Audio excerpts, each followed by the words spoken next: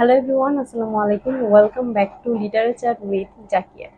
আজকে আলোচনা করব জোসেফ কনরেডের লেখা অসাধারণ একটি novel, the heart of darkness.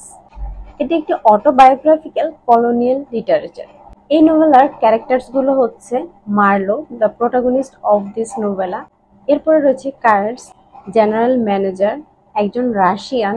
এই নোভেলাটির গুরুত্বপূর্ণ থিমগুলো হচ্ছে colonialism, the hollowness of civilisation, the lack of truth, war and racism. এবার আমরা চলে যাচ্ছি এই গল্পের সামারিতে। এই নোভেলাটিতে জোসেফ কনরেড আফ্রিকার কঙ্গোতে ইউরোপীয় ঔপনিবেশিক শাসনের নির্মম চিত্র তুলে ধরেছেন। গল্পের শুরুতে দেখা যায় ইংল্যান্ডের টেমস নদীতে নেলি নামক একটি জাহাজে একদল পুরুষ বসে আছে। তারা বাতাসের জন্য অপেক্ষা করছে, যাতে করে তাদের জাহাজটি পুনরায় আবার চলা শুরু করতে পারে। তাদের মধ্যেই একজন ব্যক্তি ছিল যার নাম ছিল মার্লো। সে হচ্ছে এই গল্পের ন্যারেটর। সে তার বাস্তব জীবনের অভিজ্ঞতা নিয়ে সে জাহাজের সকলের সাথে কথা বলছিল, আর তার সেই বাস্তব জীবনের অভিজ্ঞতাই হচ্ছে মূলত এই নোভেলা দ্য হার্ট অফ ডার্কনেস। এখানে এই ডার্কনেস দ্বারা ইউরোপীয়দের যে বর্বর স্বৈরাচারী আচরণ আফ্রিকানদের উপর, সেটি ছোটবেলা থেকে মার্লোর ইচ্ছা ছিল সে একজন সি এক্সপ্লোরার হবে, এবং সে চাইতো বড় হয়ে বিভিন্ন জায়গায় সে ভ্রমণ করবে। এবং তার আন্টির থ্রুতে তার একটি ইউরোপীয় আইভরি কালেক্টরের যে একটি কোম্পানি আছে, সেখানে তার একটি জবের ব্যবস্থা করা হয়। চাকরির সুবাদে মার্লো ইউরোপীয় সেই হেডকোয়ার্টারটির ভিতরে যাওয়ার সুযোগ পেয়েছিলেন। তিনি বলেন, এটা বাহির থেকে যতটাই চমৎকার সুন্দর, ভিতরটা ঠিক ততটাই নির্মম এবং বীভৎস।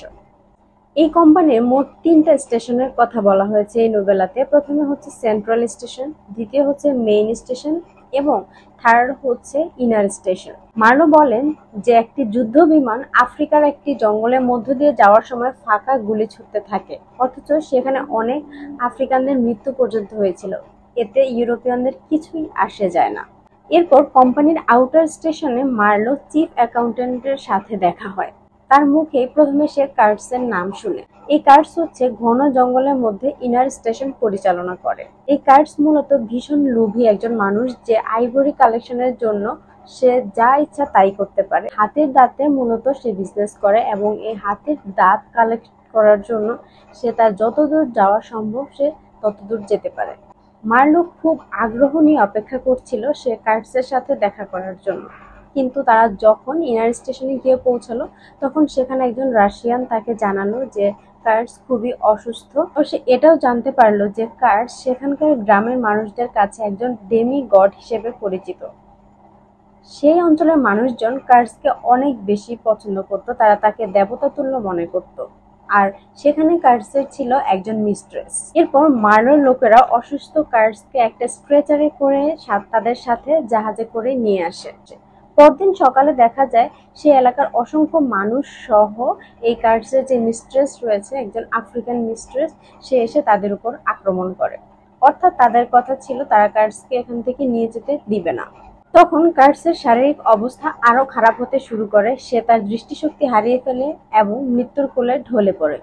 সে মারা যাওয়ার আগে একটি কথাই বলেছিল, দ্য হরর, দ্য হরর। এই কথাটি সে 2বার উচ্চারণ করেছিল।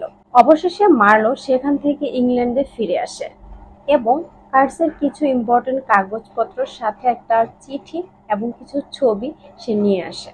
আর সেটা নিয়ে ইংল্যান্ডে মার্লোর যে একজন ফিয়ান্সে ছিল তার সাথে দেখা করে, এবং সেই মেয়েটি মার্লোর কাছে জানতে চায় যে কার্টস মারা যাওয়ার আগে কি বলেছিল। তখন মার্লো তাকে বলে যে আপনার নাম উচ্চারণ করেছিল। এতে করে তার এই ফিয়ান্সি খুব বেশি খুশি হয়ে যায়। কিন্তু আদতে মার্লো জানতোই না এই মেয়েটির নাম কি, কিংবা সে আসলেও তার নাম উচ্চারণ করেনি। কিন্তু মার্লো চেয়েছিল শেষ পর্যন্ত সে যেন একটু খুশি হয় যে তার ফিয়ান্সে মারা যাওয়ার আগে তার নাম উচ্চারণ করেছিল। এই কারণে মার্লো তাকে সান্ত্বনা দেওয়ার জন্য বলে যে সে মারা যাওয়ার আগে আপনার নামটি উচ্চারণ করে। তারপর উপন্যাসের শেষ দিকে এসে টেমস নদীর দিকে তাকিয়ে মার্লো বলে, টেমস নদীর পানি হার্ট অফ ডার্কনেসের দিকে প্রবাহিত হচ্ছে। এই উপন্যাসে ইউরোপীয়রা যে স্থানীয় আফ্রিকানদের উপর বর্বর নিষ্ঠুর অত্যাচার চালিয়েছে সেই চিত্রটি ফুটিয়ে তোলা হয়েছে। এই উপন্যাসটি মোটামুটি অনেক ডিটেলসে আলোচনা করার মতো, কিন্তু আমি খুব সংক্ষেপে বুঝিয়ে বললাম। আশা করি আপনারা কিছুটা হলেও বুঝতে পেরেছেন। আর যদি কোনো প্রশ্ন থাকে অবশ্যই কমেন্ট বক্সে জানাবেন। আল্লাহ হাফেজ।